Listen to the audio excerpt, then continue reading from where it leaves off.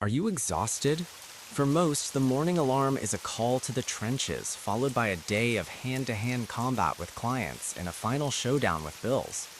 We've been conditioned to believe that life is a battlefield where suffering is the required entry fee for success. But in 1925, Florence Scovel Shinn identified the collective hallucination. Most people consider life a battle, but it is not a battle, it is a game. The difference is vital. A battle is about survival and dodging bullets. A game is about learning rules and clearing levels. If you are tired, your gameplay is wrong. You're bringing a shotgun to a game that requires a boomerang.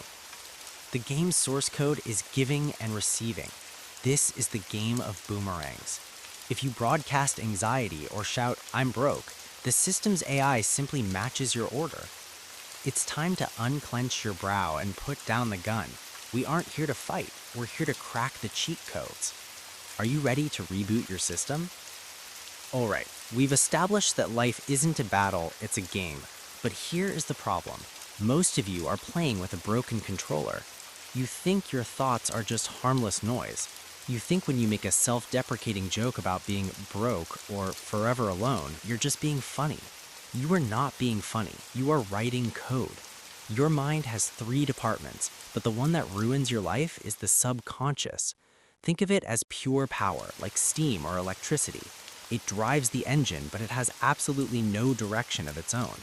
It doesn't judge, it doesn't filter, and most importantly, the subconscious mind has no sense of humor. It takes everything you say literally. Look at this case.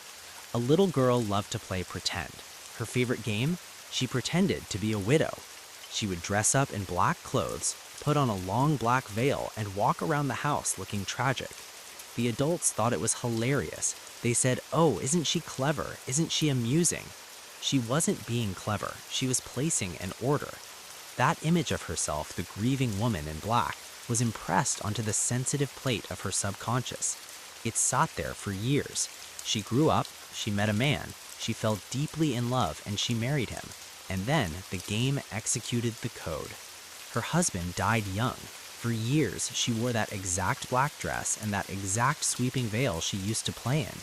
Her subconscious delivered the script she had rehearsed as a child, regardless of the havoc it created. This is the imaging faculty. It is the scissors of the mind. It is ever cutting day by day the pictures man sees there. Every time you say, "I'm dying" when you're embarrassed, or "I'm so broke" when you buy a coffee, those scissors are cutting that reality out for you. We live in a culture that loves irony. We love to meme our own misery. But your subconscious is an ancient, literal machine. It doesn't know what a meme is. It just hears, "I am broke," and it says, "Understood," executing poverty sequence. So here is the rule for this level. Stop joking yourself into misfortune. If you can't say it with conviction that you want it to happen, don't say it at all. So you've stopped the negative self-talk. Good. But simply avoiding trash isn't enough to win. You need the ultimate cheat code, active faith, or the logic of reverse causality. Most people wait for the money to believe they are rich. This violates the game's physics. Florence Shinn's golden rule is one you should tattoo on your brain. Man must prepare for the thing he has asked for when there is the slightest sign of it in sight. You must prepare the container before the water arrives. Take the woman seeking a New York apartment during a massive shortage. While logic said it was impossible, she went out and bought expensive blankets for a home she didn't yet have. She was digging her ditches, referencing the biblical kings who were told to dig holes in the dry desert before the rain would appear. The result? Out of 200 applicants, she was miraculously chosen. The subconscious is a pattern-matching machine. If you prepare for a rainy day, it brings a storm. If you prepare for an apartment, it finds one to match your preparation. Look at your life. Want a promotion? Dress like you already sit in the corner office. Want a partner? Clear out the other side of your closet to make space. Act as if. The universe hates a vacuum. If you dig the ditch, the water has to flow.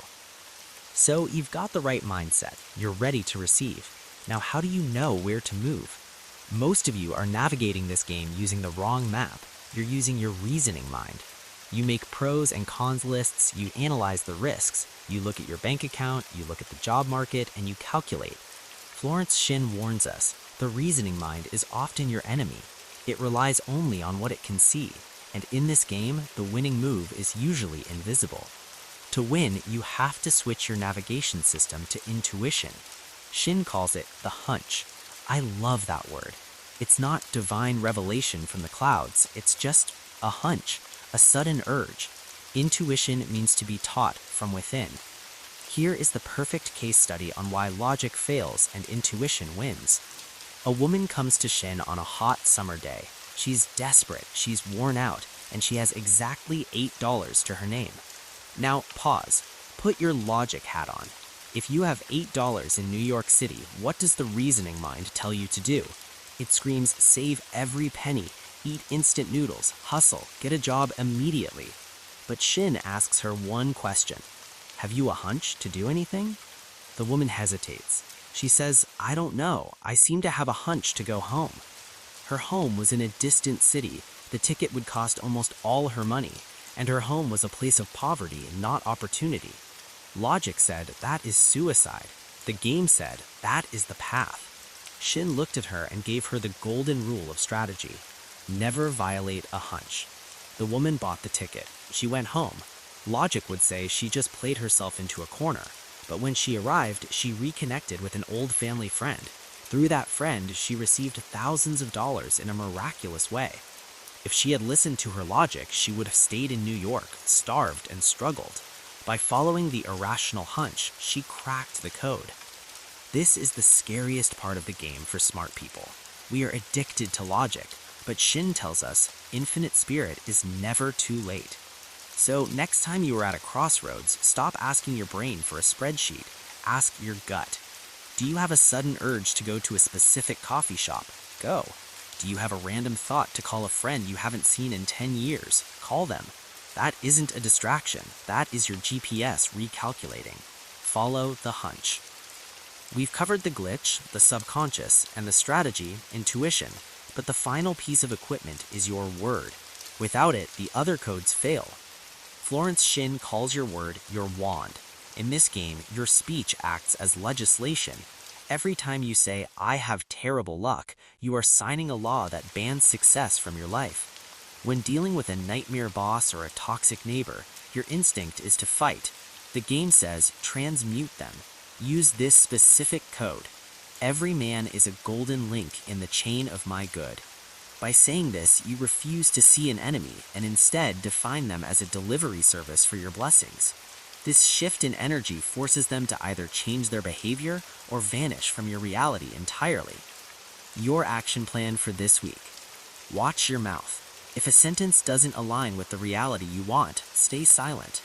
Dig your ditches. Do one physical thing that proves you expect success. Buy the blankets before the apartment arrives. Trust the hunch. If you get a sudden, random urge to take a different route or call a friend, do it. Life is not a battle for survival. It is a game of giving and receiving. Stop fighting the level, learn the rules, and play to win. See you in the game.